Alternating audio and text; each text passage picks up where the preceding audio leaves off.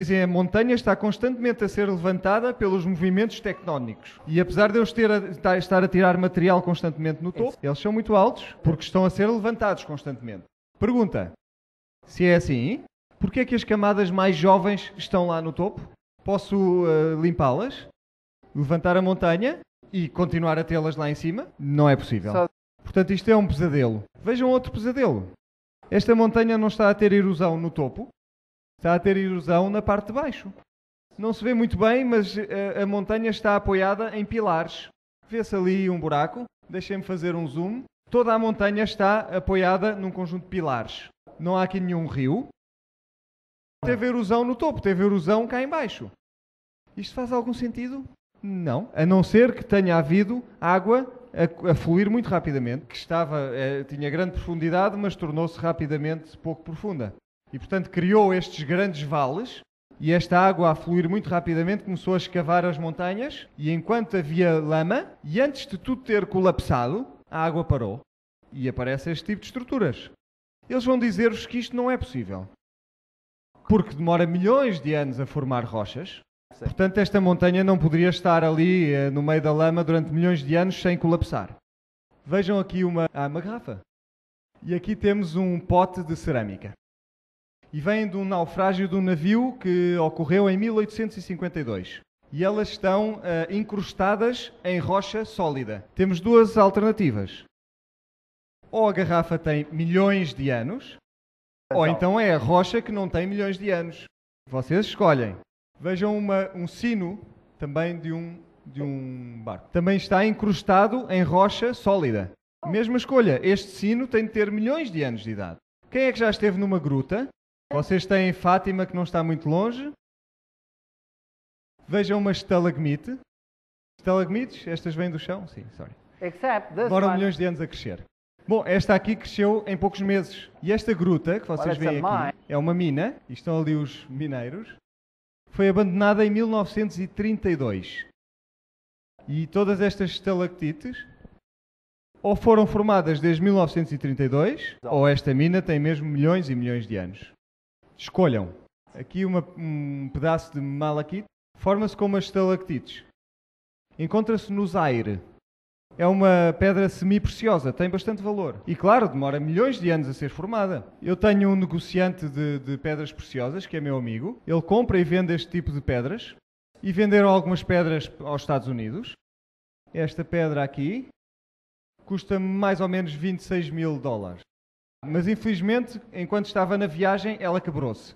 E quando ela foi devolvida, havia ali um fio de cobre ali no meio. E então eu perguntei ao negociante se podia partir a outra parte. Foi muito divertido partir $26.000 americanos. E vejam o que eu encontrei, o que foi encontrado dentro do buraco. Vê-se com bastante precisão. Isto é um fio de cobre que tem milhões de anos. Vejam que os mineiros descobriram que na mina onde eles punham os fios de cobre eram um bom meio para as estalactites crescerem sobre esses fios de cobre. E em 3 meses consegue-se fabricar uma pedra destas. Mas vejam como é perfeito, até se vêem os anéis do crescimento da pedra durante milhões de anos. Portanto, como veem, nós viemos do nada, o nada explodiu, criou tudo, não deixou quaisquer vestígios, e depois tivemos lama a ser formada durante milhões de anos, não deixando nenhum sinal de erosão entre as camadas, em tempo que nunca existiu. O que é que a Bíblia tem para dizer acerca de tudo isto? A Bíblia diz que houve um dilúvio universal. A ciência diz que não houve nenhum dilúvio. A Bíblia diz-nos quando é que aconteceu este dilúvio. Gênesis 7:11 diz-nos exatamente em que dia aconteceu. Diz que as fontes das grandes profundezas foram abertas e as janelas do céu foram abertas. 2 fontes de água. Uma das profundezas e uma das alturas. Portanto, a terra literalmente abriu-se e a água brotou. Será que há alguma quebra na terra? Sim, de facto temos uma quebra, uma fratura ao longo da terra que existe. E há outra fonte. A Bíblia diz, em Amós 9:6, Deus chamou as águas do mar e fê-las depositarem-se na face da terra. 3 fontes de água. Grandes profundezas, chuva, o oceano a vir para cima da terra. Portanto, se ali em cima temos o mundo antediluviano. Haviam lagos e havia o oceano, e portanto se eu puxo o continente, a área seca para baixo e o fundo do oceano para cima, então eu despejo o oceano sobre a Terra e obtenho todas estas camadas que vimos antes.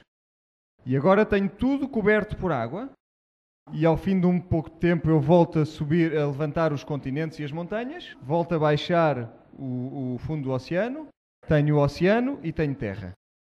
Eu tenho uma pergunta para vocês. Alguma vez andaram na montanha e encontraram conchas? E portanto a pergunta que eu tenho para vocês é: onde é que devem estar os sedimentos do oceano? Deveriam estar no fundo do oceano, naturalmente. Mas na realidade onde é que os encontramos? Estão em terra.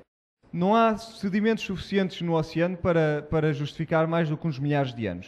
Mas encontramos os sedimentos do oceano, encontramos-los na terra.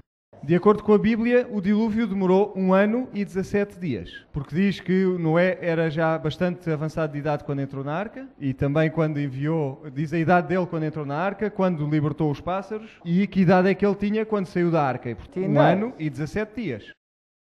A Bíblia também diz que as águas cobriram a terra.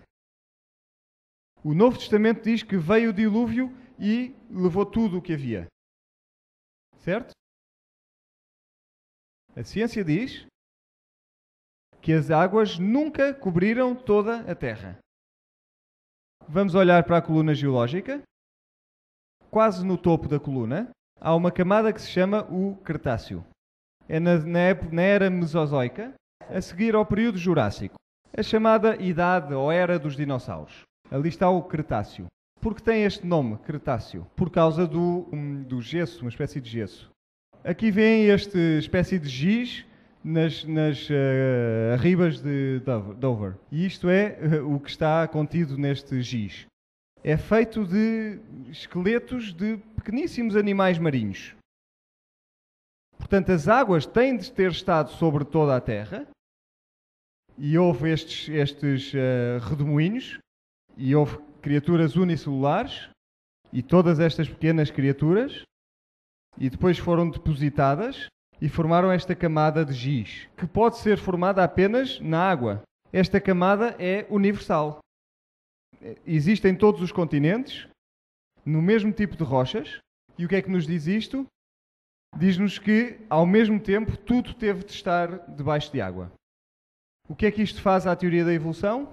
Destrói a teoria da evolução. Temos aqui duas cadeias montanhosas. As camadas mais de baixo estão dobradas e as de cima não estão dobradas. As camadas de giz encontram-se naquela zona. Porque, pelo facto de estas estarem dobradas, significa que elas estavam lá quando a montanha foi levantada. Porque senão não estariam dobradas. E estas têm de ter sido formadas depois da montanha ser levantada. E, portanto, estas camadas de cima são feitas de material reciclado que saiu das montanhas quando elas foram levantadas. E, portanto, podemos ver estas camadas orientadas pelo fluxo. Havia grandes áreas onde havia água naquela altura, muitas vezes enterradas em muitas camadas. Isto teve de acontecer rapidamente, porque esta folha, por exemplo, não pôde esperar muito tempo para ser enterrada. Vou levar-vos a um sítio interessante. Esta é a maior mina de carvão no mundo. É na Eslovénia. Eu estive lá nesta mina e fiz um colóquio lá para 200 geologistas. É enorme. Está realmente no topo da camada geológica. É carvão castanho e, portanto, como sabem, os continentes estiveram estáveis durante milhões de anos. Como é que a ciência explica que este carvão tenha aparecido? Bom, tínhamos uma floresta que estava a crescer, as árvores iam caindo, tornaram-se compactas, cada vez mais árvores e durante milhões de anos esta camada de carvão foi-se formando. Bom, hoje em dia não acontece desta maneira, é verdade. O que é que acontece às árvores quando elas caem na floresta hoje? Apodrecem e desaparecem. Lembrem-se onde é que está o oceano. Onde isto é? É na antiga Checoslováquia. Não está na costa, está bem no coração da Europa. Vejamos. Aqui vêm camadas de lama. Os brancos são camadas de lama no meio do carvão. E de repente uma